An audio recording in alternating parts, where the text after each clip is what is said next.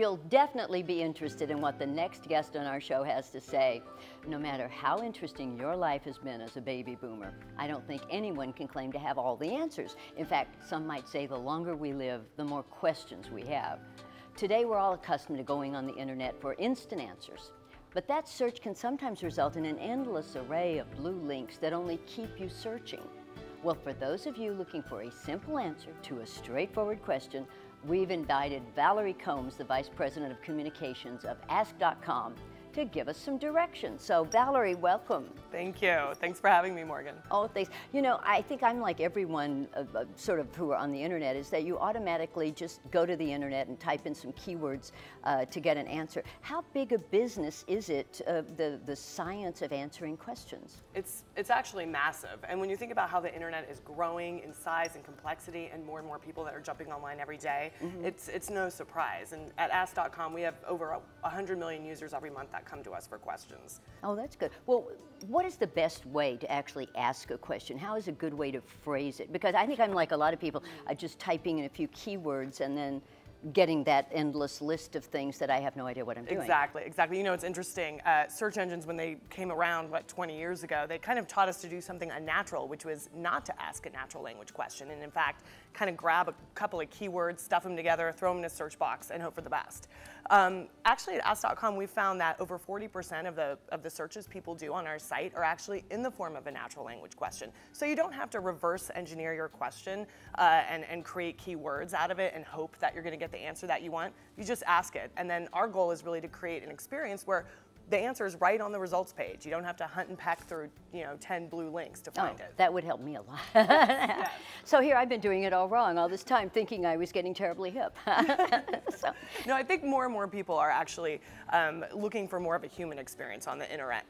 You certainly see it with social sites like Facebook and Twitter, and I think their searching experience is the pendulum swinging the other way, and people just want to ask in plain old simple language a question. You know what this reminds me of is back a few years back, there was one called Ask Jeeves that seemed to do the same kind of thing. Yes. So it's along the same lines? It's the same company, actually. And that's okay, because a lot of people remember Jeeves. He really was sort of an icon of the early internet days, and I think he made a lot of sense for us at that time, since the internet was new and searching was new and people were a little intimidated. But what's interesting is, even though he's retired and he's enjoying a nice life in the UK at our Ask Jeeves property in the UK, we still at Ask.com have that same spirit of really humanizing that experience and just getting you the answer that you need. Well, I think that's what a lot of people find intimidating about the internet is, right. You get in there and it's this miasma of you don't know where you're going. Exactly.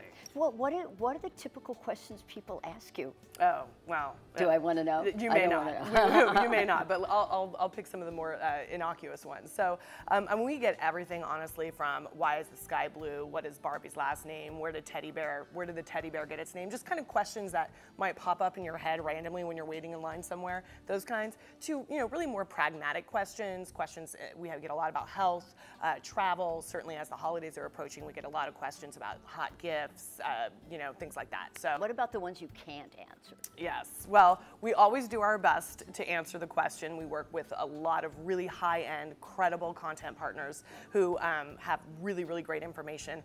But when we can't answer it, we actually have a community of users, about 2 million strong, to answer those questions that maybe there's not a published answer already, or maybe an algorithm or a search engine isn't able to make the decision, such as, what is the best steak in South Beach? You really want a person to answer that question. Yeah. Exactly.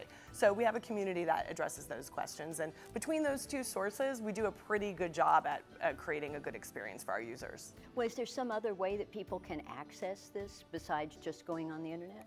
Absolutely. So we have a mobile app that you can download on your iPhone or on your Google Android device. Exactly. And it works the same way. I mean, what's great about it is so often you might have a question and you're not necessarily chained to your laptop or you don't have your tablet with you.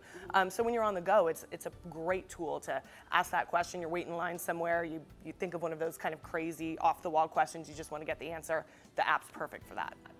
You're standing in line and you see somebody on a tabloid and you think, how old is that person? I'll just...